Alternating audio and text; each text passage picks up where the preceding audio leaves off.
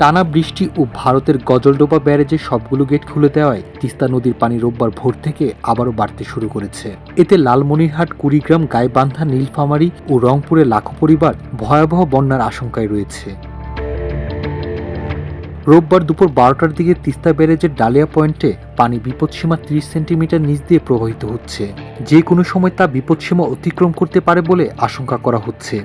পানি উন্নয়ন বোর্ড বলছে, আপাতত বন্যার আশঙ্কা না থাকলেও যে কোনো সময় পাল্টে যেতে পারে পরিস্থিতি।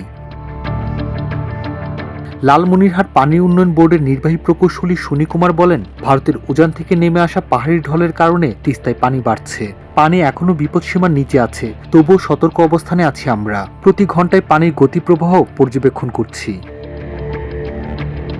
আদিমারা উপজেলার চর গোবর্ধন এলাকার বাসিন্দারা জানান, বন্যা এলে সবকিছু শেষ হয়ে যায়। কয়েক ঘন্টার মধ্যে ফসলি জমি, গবাদি পশু, বাড়িঘর ভেসে যায়।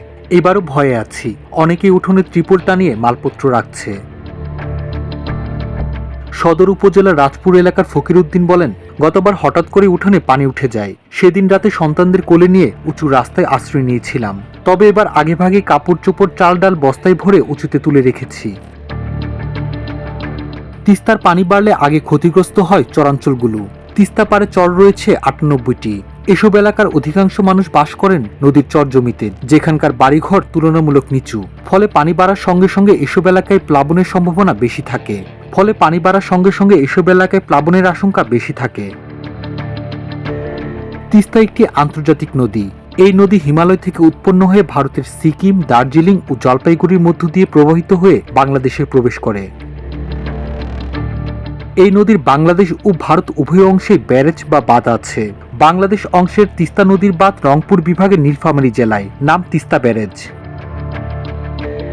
ভারতে তিস্তা নদীর উপর একাধিক বাঁধ আছে, তার মাঝে একটি হল জলপাইগুড়ির গজলডোবা বাঁধ। মাল্টিমিডিয়া ডেস্ক, আমার দেশ।